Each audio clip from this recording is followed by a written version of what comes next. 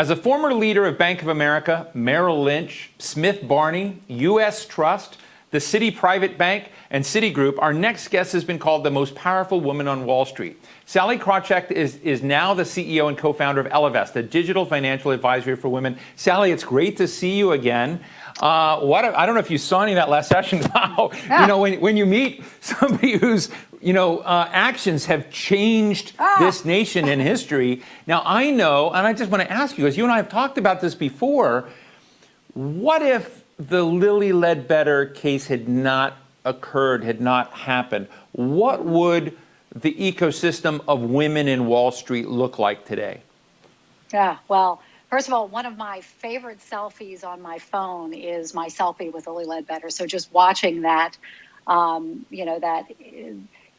watching her speak, and also recognizing, coming from the South, as did I, where the societal messages that we receive as women are, can still be strongly stay in the pack, don't negotiate hard, don't push too hard. And I do think there's a need for a conversation about those societal messages that we receive.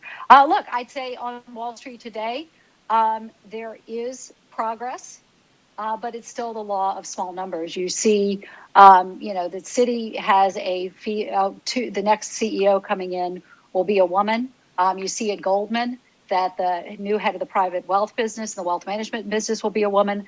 The challenge is it's law of small numbers, that we, point to each individual and say, okay, here she is. And, try to do and here comes the onslaught of we're finally going to get some kind of diversity at the top of those businesses, perhaps.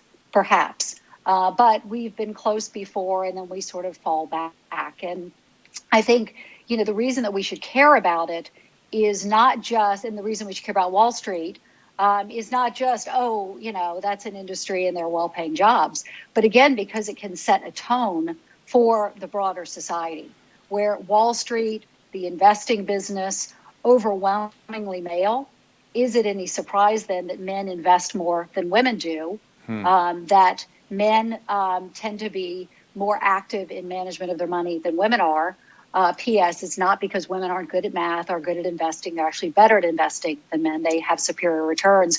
But it's that the business itself, being so of one type, has built a business for that type. And the ripple effects are huge. I talked to you, Sallie, right as Ellevest was being created, and you founded that. Yeah. Has your work in that, and the network that you've built out among, women and helping to build their financial standing, their financial engagement, financial leadership, how has that gone? And have you noticed a shift in those years since you started Ellevest? Yeah.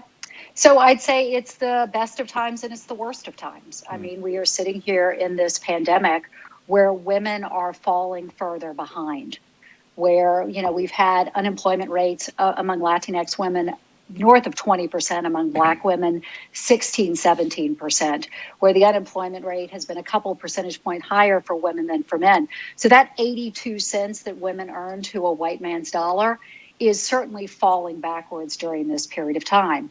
It's actually worse than that, though, because what we really focus on in Ellevest is, yes, the gender pay gap, but the more important gender wealth gap that we rarely talk about. The gender wealth gap is such that women have, women own, women keep 32 cents to a white man's dollar. For Black women, it is one friggin' penny. And that, no doubt, is going backwards during the pandemic. So... Wait, I hate to interrupt. Say that again. The Black woman is, please, can you just reframe that for a moment?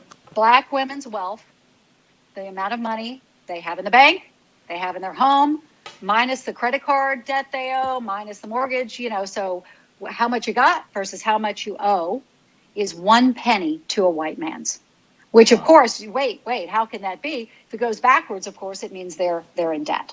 And so during this pandemic, as women are disproportionately losing their jobs, there's a ripple effect to the gender wealth gap. We don't pay as much attention to it as the gender pay gap. So that almost certainly is going backwards. Now, Ellevest, that's why we founded Ellevest, which is to help women better manage their money, better invest, get their credit cards paid off, have coaching, around the right way to financial plan, the right way to earn more money at work. And so to be really all things money for women. And we really operate at the core of her stress level. Money is women's number one source of stress. No wonder she doesn't have as much of it as the guys do.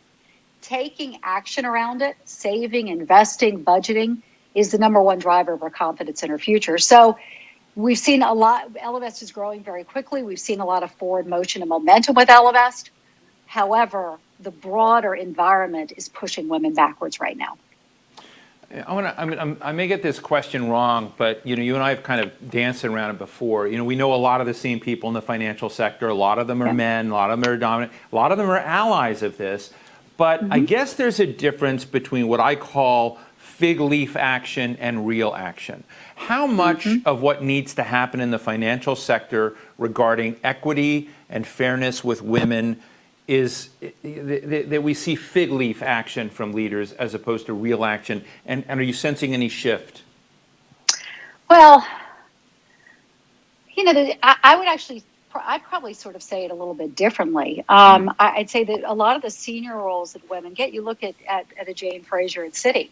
And that's a company that as soon as the announcement is made, you start to hear about, well, there are issues with the regulator, there are challenges. So I'd say there's fig leaf action, there's the glass cliff, where if it's broken, let's let somebody we don't want it, you fix it. When I was brought in to Merrill during the financial crisis, that was a glass cliff. It's, we're losing financial advisors at a huge rate, get in there and fix it. When I was brought in to turn around Smith Barney, that was a glass cliff. So those are often the opportunities that individuals and minorities get, which is, you know what, why don't you fix it? And then, of course, if they fail, then it's, well, you see, we gave it to someone who wasn't one of us. And we move forward. But, you're hopeful every day with the attention to it, the discussion about it, and the friggin' research that says that diverse leadership teams, higher returns, lower risk, greater innovation, greater employee engagement, greater customer engagement. Diversity is more powerful for driving performance than intelligence. You hope that even as these fig leaf things are done in the glass cliff, that as the results improve and the volatility comes down, that maybe with the leadership of the board, you get some sustainable change. We're just about out of time, Sallie, but I want to kind of get your sense just as we close. We have such stress in the nation, race, inequality, a pandemic, the death of Ruth Bader Ginsburg, a political election in a few weeks. I mean, it's a crazy concept for a wild movie. But I'm just interested in, because so many of the folks that are involved in this time, how would you change this issue about women and fairness? What kinds of things do you think we need to hear or do to raise the priority of why it's important in the middle of this kind of toxic situation? Well, I'm also for the ERA and for passing that. If I could do one thing, it would be mandated paid parental leave. That when you step back and you look at where the gender pay gap starts to kick in, it's when families have children and the father gets the child bonus and the mom gets the child tax. And she increasingly begins to fall out of the workplace, particularly if she doesn't have that paid leave. And so if there were one thing, and there's bipartisan support for this, there has been for a while, among women, what we're seeing at Ellevest is that women are the things that the ahas they're having, according to our surveys and research during this downturn, is number one, the institutions and companies that I've relied on haven't been supporting me. Number two, women are getting disproportionately hit, and particularly women of color, particularly Black women. Number three, I've got to really help take care of myself here and advocate for myself. And so today we're seeing something like 72% of female voters are in favor of paid leaves. So this is something that, first of all, is the wealthiest country in the world who, we tend to say we're in favor of families. Why wouldn't you do this thing, which is not an expense, it's an investment, because women, if they have this break, if families have this break, return to work to a greater degree. So it pays for itself very quickly, within a year.